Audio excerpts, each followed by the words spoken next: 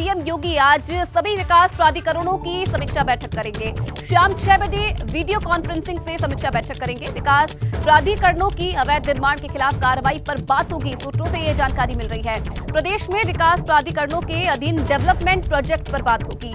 सभी विकास प्राधिकरणों के अध्यक्ष, उपाध्यक्ष, सचिव बैठक में जुड़ेंगे। तो ये बड़ी जानकारी मिल रही है। सीएम योगी आदित्यनाथ आज समीक्षा बैठक करने वाले हैं। शाम 6 बजे वीडियो कॉन्फ्रेंसिंग के जरिए ये समीक्षा बैठक की जाएगी। और ये भी आपको बता दें कि सभी विकास प्राधिकरणों की ये समीक्षा बैठक होने वाली है, जिसमें विकास प्राधिकरणों की अवैध निर्माण के खिलाफ कार्रवाई पर सीएम योगी आदित्यनाथ बात करेंगे। साथ ही प्रदेश में विकास प्राधिकरणों के अधीन डेवलपमेंट प्रोजेक्ट पर कैसे काम चल रहा है, इस पर भी बात होगी। और इस बैठक में सभी विकास प्राधिकरणों के अध्यक्ष, उपाध्यक्ष और सचिव भी जुड़ेंगे। तो ये बड़ी समीक्षा बैठक आज होने वाली है। शाम 6 बजे मुख्यमंत्री योगी आदित्यनाथ की अध्यक्षता में ये बैठक होगी। देहरादून से खबर आ रही है। यहां यूके SSSC पेपर लीक मामले में एक और गिरफ्तारी हुई है। आरोपी राजवीर को एसटीएफ ने हरिद्वार से गिरफ्तार कर लिया है। हरिद्वार ग्रामीण क्षेत्र के कुछ परीक्षार्थियों को धामपुर ले गया था आरोपी। राजकीय पॉलिटेक्निक हिंदोला खाल टिहरी में ये आरोपी नियुक्त है। पेपर लीक मामले में अब तक 32 आरोपी गिरफ्तार हो चुके हैं। एक और बड़ी सफलता एसटीएफ को मिली है। हरिद्वार ग्रामीण क्षेत्र से परीक्षार्थियों को धामपुर ले जाने का इस पर आरोप है।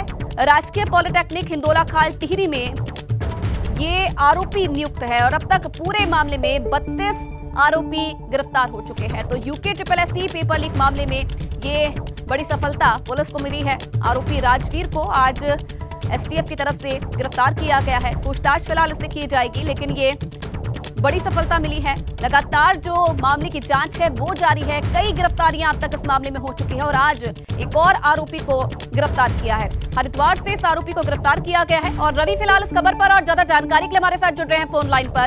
रवि, और क्या जानकारी मिल रही है इस आरोपी को लेकर? बिल्कुल, देखिए, जिस आरोपी की गिरफ्तारी हुई है ये हरिद्वार का रहने वाला है और अभी कनिष्ठ सहायक के पद पर हिंदोला खाल टिहरी गढ़वाल में नियुक्त है विश्वविद्यालय में। और ऐसे में अगर बात की जाए तो जो ग्रामीण क्षेत्र है हरिद्वार का, वहाँ से जो परीक्षार्थी थे उन परीक्षार्थियों को धामपुर, जो कि पूरे परीक्षा लीक मामले का जो नकल सेंटर है, वहाँ पर तमाम परीक्षार्थियों को लेकर गया था, प्रश्न पत्र लीक करवाया था। उसके बाद ही तमाम साक्ष्यों के आधार पर राजवीर को गिरफ्तार किया गया है। वहीं जो हरिद्वार के अभ्यर्थी यूके SSSC पेपर लीक मामले में शामिल हैं, जिन्होंने ये परीक्षा दी है, वो तमाम अभ्यर्थी भी अब एसटीएफ की रडार पर आ गए हैं, क्योंकि इनमें तमाम निश्चित तौर पर ऐसे अभ्यर्थी होंगे जो वहां पर ले जाए गए थे और उन्होंने नकल करके परीक्षा पास की होगी। तो अब उन लोगों की भी जो जांच है वो एसटीएफ करेगी और तमाम ऐसे अभ्यर्थियों को चिन्हित करेगी जो हरिद्वार ग्रामीण क्षेत्र से यूके SSSC स्नातक स्तरीय परीक्षा थी उसमें जो शामिल थे। जी, चलिए, धन्यवाद रवि तमाम जानकारी देने के लिए आपका। तो ये बड़ी गिरफ्तारी हुई है। हरिद्वार से इस आरोपी को गिरफ्तार किया है और ये एक और सफलता आज एसटीएफ को मिली है, क्योंकि देखिए लगातार इस पूरे मामले में जो जांच है वो जारी है और आज भी एक आरोपी को एसटीएफ ने गिरफ्तार किया है। तो बरेली से दर्दनाक हादसे की खबर है। यहाँ नामकरण संस्कार के दौरान टिन शेड गिरने से एक बच्ची की मौत हो गई है। हादसे में 8 लोगों के घायल होने की भी जानकारी है। जिस घर में जश्न का माहौल था वहां पल भर में मातम पसर गया। आपको बता दें कि मीरगंज थाना क्षेत्र के मल्लूपुरा में यह घटना हुई है। 9 दिन की बच्ची का नामकरण संस्कार था, जिसमें काफी मेहमान भी आए हुए थे और उस दौरान मेहमान जब छत पर गए तो कुछ लोग टिन शेड पर भी चढ़ गए, जिससे यह हादसा हो गया है। जिस बच्चे का नामकरण था उस बच्ची की ही मौत हो गई है। बच्ची की मौत के बाद परिवार में कोहराम है और परिजनों का रो रो कर बुरा हाल। तो नामकरण संस्कार में किस तरीके से जो खुशियां हैं ये मातम में तब्दील हो गई। टिन शेड गिरने से ये दर्दनाक हादसा हो गया, जिसमें एक बच्ची की मौत हो गई है। कुछ ही देर में श्रीकांत त्यागी के परिवार से आज सपा का डेलीगेशन मिलने वाला है। 9 सदस्यीय प्रतिनिधिमंडल श्रीकांत की पत्नी से मुलाकात करेगा। दुर्व्यवहार और उत्पीड़न की जानकारी भी सपा का ये डेलीगेशन श्रीकांत त्यागी की पत्नी से लेगा। श्रीकांत त्यागी की पत्नी से मुलाकात के बाद प्रेस कॉन्फ्रेंस की जाएगी। सपा का डेलीगेशन दोपहर 1 बजे प्रेस कॉन्फ्रेंस करेगा। पूर्व मंत्री नारद राय समेत डेलीगेशन के सदस्य मौजूद रहेंगे। तो आज सपा का 9 सदस्य डेलीगेशन अनु त्यागी यानी कि श्रीकांत त्यागी की पत्नी से मुलाकात करेगा और दुर्व्यवहार किस तरीके से उनके साथ हुआ इस दौरान इसके बारे में जानकारी लेगा। और आपको बता दें कि ये भी जानकारी मिल रही है कि आज सपा के इस डेलीगेशन की तरफ से एक प्रेस कॉन्फ्रेंस की जाएगी। तो कुछ ही देर बाद ये डेलीगेशन मिलेगा। उसके बाद 1 बजे, दोपहर 1 बजे का वक्त है जब प्रेस कॉन्फ्रेंस की जाएगी और जानकारी मीडिया के साथ साझा की जाएगी।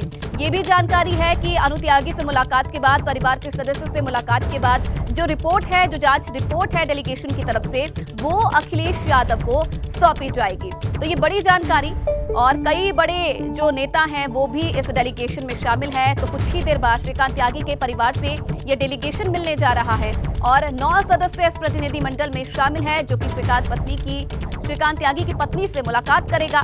दुर्व्यवहार और उत्पीड़न की जानकारी भी सपा का ये प्रतिनिधिमंडल अनु त्यागी से लेगा। इसके बाद प्रेस कॉन्फ्रेंस की जाएगी और दोपहर 1 बजे प्रेस कॉन्फ्रेंस की जाएगी। तो ये तस्वीरें भी आप देखिए, ये वो डेलीगेशन है जो कुछ ही देर बाद अनु त्यागी से मुलाकात करने के लिए जाएगा।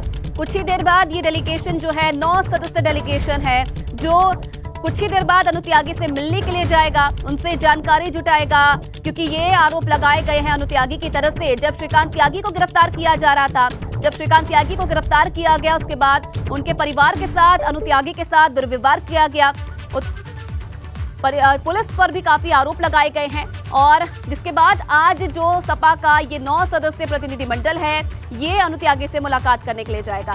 ये तस्वीरें आप देखिए, एक्सक्लूसिव तस्वीरें हैं। ये वही डेलीगेशन है जो आज मुलाकात करने जा रहा है। सपा का ये 9 सदस्य डेलीगेशन है जो कि अनु त्यागी से मुलाकात करेगा। तमाम जो जानकारी है वो जुटाई जाएगी और एक पूरी रिपोर्ट बनाई जाएगी इस मुलाकात की। क्या बातें हुई, क्या जानकारी अनु त्यागी की तरफ से शामिल की गई है, क्या जो बातें हैं वो रखी गई हैं उनकी तरफ से, वो जांच रिपोर्ट में शामिल की जाएगी। और उसके बाद प्रेस कॉन्फ्रेंस भी आज की जाएगी, जिसमें मीडिया के साथ भी क्या कुछ इस मुलाकात में हुआ है वो बातें साझा की जाएगी। और पूरी रिपोर्ट, पूरी जांच होने के बाद जो पूरी रिपोर्ट है प्रदेश मुख्यालय यानी कि अखिलेश यादव के पास सौंपी जाएगी। तो एक्सक्लूसिव तस्वीरें लगातार आप देख रहे हैं। सपा के डेलीगेशन में कौन कौन से नेता शामिल हैं? श्रवण कुमार त्यागी इसमें शामिल है, कई जो त्यागी समाज के लोग हैं वो भी इसमें शामिल हैं, पूर्व मंत्री विधायक शाहिद मंजूर भी इसमें शामिल है। तो ये वो नाम है जो इस 9 सदस्य डेलीगेशन में शामिल है। सपा नेता है, पूर्व मंत्री है नारद राय, वो भी इसमें शामिल है। साथ ही साथ मुजफ्फरनगर के सपा जिला अध्यक्ष है, गौतम बुद्ध नगर के सपा जिला अध्यक्ष इंद्र प्रधान, वो भी इस डेलीगेशन में शामिल है। सुनील चौधरी, भूषण त्यागी, सेवाराम त्यागी, ये वो नाम है जो इस प्रतिनिधिमंडल में शामिल है। श्रवण कुमार त्यागी और दीपक त्यागी का नाम भी इस डेलीगेशन में शामिल है। तो गालीबाज त्यागी को अब समर्थन मिला है समाजवादी पार्टी का, और आज जो 9 सदस्यीय प्रतिनिधिमंडल है वो मुलाकात करने के लिए जा रहा है। एक तरफ लगातार त्यागी समाज की तरफ से विरोध प्रदर्शन किया जा रहा है, और शक्ति सिंह फिलहाल इस खबर पर और ज्यादा जानकारी के लिए हमारे साथ जुड़े हैं। शक्ति, क्या अपडेट है फिलहाल, कब जो ये डेलीगेशन है ये रवाना होगा अनु त्यागी से मुलाकात के लिए? जी देखिए, अगर डेलीगेशन की बात करें तो डेलीगेशन पास ही की एक जगह है जहां पर ये लोग सभी इकट्ठा होने शुरू हो गए हैं। 1 से 2 लोग थे, उनके आने का इंतजार किया जा रहा है। नारद राय वहाँ पर खुद मौजूद हैं और अब जो लोग बचे हैं उनके इंतजार में रुके हुए हैं। और अब से आधे घंटे बाद का समय, अभी जब हमारी फ़ोन द्वारा बात हुई तो आधे घंटे बाद का समय बताया गया कि आधे घंटे में जो डेलीगेशन है, जो हम लोग हैं, वो ग्रैंड ओमेक्स सोसाइटी के पर पहुँचेंगे और पहुँचने के बाद श्रीकांत त्यागी की जो पत्नी है अनु त्यागी, उनसे मुलाकात करेंगे। तो यहाँ की आपको तस्वीर दिखा रहे हैं, ग्रैंड ओमेक्स सोसाइटी की ये तस्वीर है।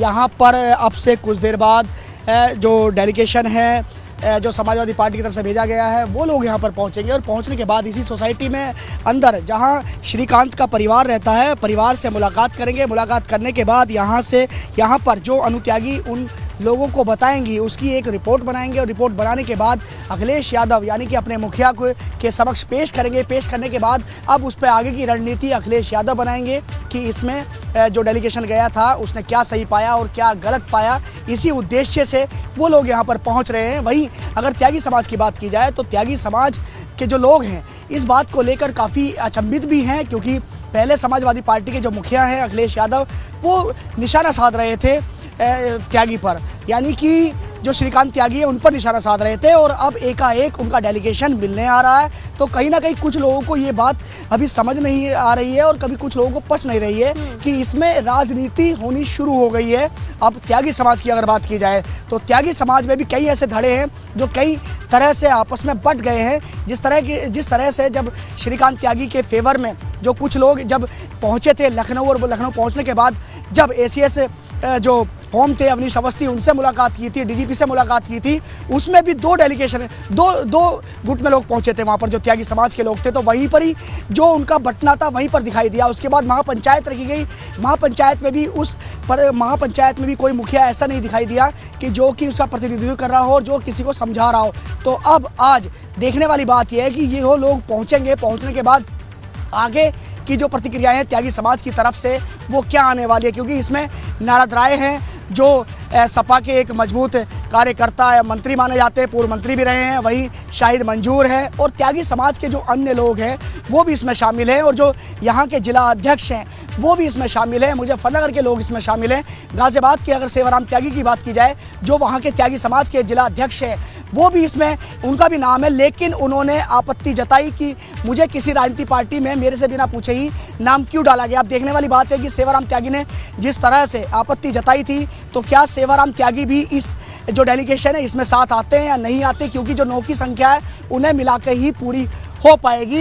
एक बार फिर ओमेक्स सोसाइटी के बाहर आपको दिखा रहे हैं कि यहाँ पर जो पुलिस है, जो पुलिस के जवान है वो यहाँ पर सुबह से ही मौजूद हैं, यानी कि सुबह से अंदर बाहर सभी तरफ यहाँ पर जो पुलिस की ड्यूटी है वो लगी हुई है और जो डेलीगेशन है उसके इंतजार में। बिल्कुल शक्ति अपडेट आपसे लेते रहेंगे। और इस बीच देखिए हमारे संवाददाता सनुज ने जो ये सपा का डेलीगेशन है इनसे खास बातचीत की है, वो भी सुनिए क्या कुछ उन्होंने कहा है।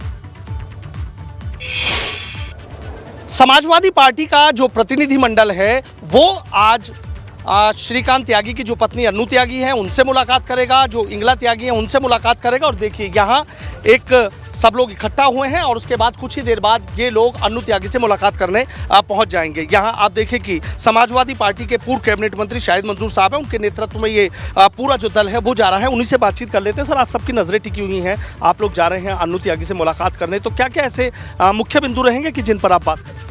उनसे अन्नू जी से बात कर लें, उनके परिवार से बात कर लें और जो इफेक्टेड है उनसे बात कर लें, उसके बाद प्रेस से बात करेंगे। बॉबी त्यागी जी, बॉबी जी आपसे भी जानना चाहूँगा क्या कुछ ऐसे मुद्दे हैं, पूरी तैयारी कर ली है मुलाकात? अब पूरी तैयारी है और माननीय मंत्री जी के नेतृत्व में हम लोग जा रहे हैं और जाके बात करेंगे, परिवार से जानकारी लेंगे, जो अत्याचार हुआ है उसकी जानकारी लेकर फिर आगे की।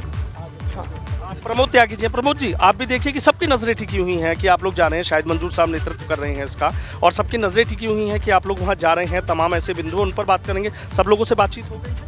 सबसे बातचीत होगी और समाजवादी पार्टी का इतिहास रहा है जहाँ जहाँ भी जाति हुई है, जाति के खिलाफ हमेशा हमने लड़ाई लड़ी है और वहाँ देख करके सारी घटनाक्रम जो है जैसे अभी मंत्री जी ने बताया है उसके बाद आपको विस्तार से बताएंगे। और अत्याचार के खिलाफ समाजवादी पार्टी हमेशा लड़ती रही और आगे भी न्याय दिलाने के लिए लड़ाई लड़ेगी। अच्छा शाहिद मंजूर साहब, एक सवाल मेरा आपसे है, आप देख रहे हैं कुछ लोग ये भी चाह रहे हैं कि आप लोग ना मुलाकात करें, कुछ लोग विरोध कर रहे हैं।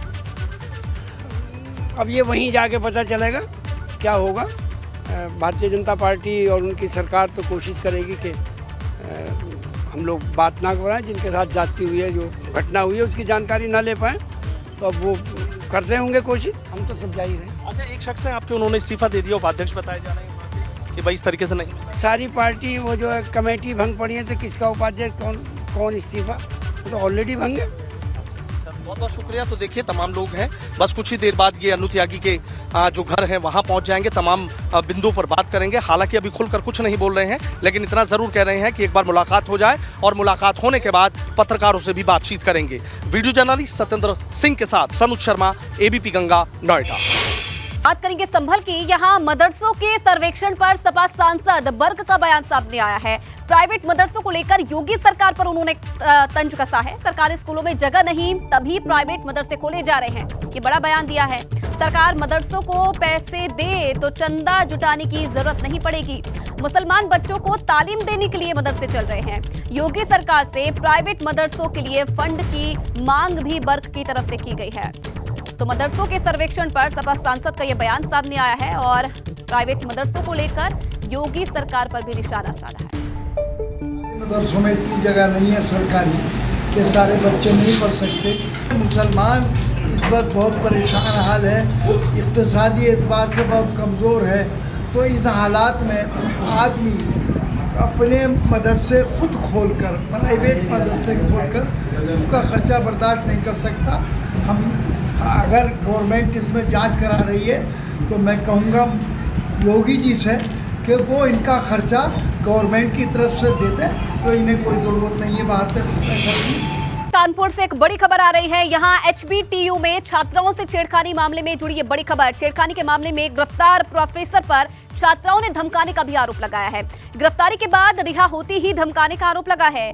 छात्राओं का एक और वीडियो सामने आया है और इसमें छात्राओं ने प्रोफेसर पर कैरियर बर्बाद करने और तेजाब फेंकने की धमकी देने का आरोप लगाया है। कार्रवाई नहीं किए जाने पर छात्रों ने CM आवास के पास आत्मदाह की भी धमकी दी है। तो कल एक वीडियो वायरल हुआ था जिसमें 2 छात्राएं HBTU के प्रोफेसर पर तमाम गंभीर आरोप लगाती हुई नजर आई और जिसके बाद आरोपी प्रोफेसर पर कार्रवाई हुई, गिरफ्तार किया। और अब एक और वीडियो छात्राओं की तरफ से जारी किया गया है जिसमें ये बात कही गई है कि आरोपी प्रोफेसर ने एक बार फिर से छात्राओं को परेशान किया है और गिरफ्तारी के बाद रिहा होने पर धमकी देने का आरोप प्रोफेसर पर लगा है। करियर को बर्बाद करने, तेजाब फेंकने की धमकी देने का आरोप प्रोफेसर पर लगा है।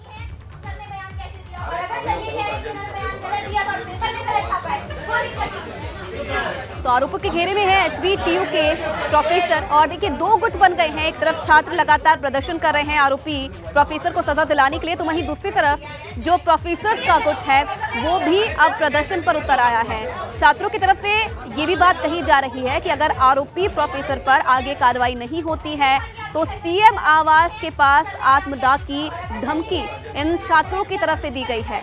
एक और वीडियो आज इन छात्राओं की तरफ से पोस्ट किया गया है जिसमें ये बात कही गई है कि रिहा होने के बाद प्रोफेसर ने एक बार फिर से इन छात्राओं को धमकी दी है। करियर बर्बाद करने की धमकी, तेजाब फेंकने की धमकी प्रोफेसर की तरफ से इन छात्राओं को दी गई है।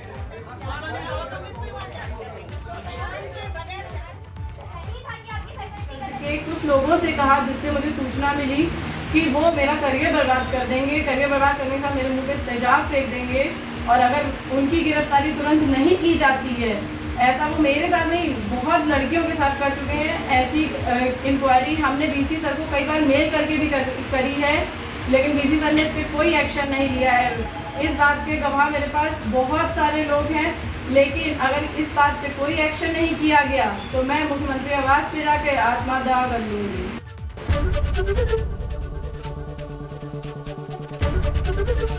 ABP गंगा, खबर आपकी, जुबान आपकी।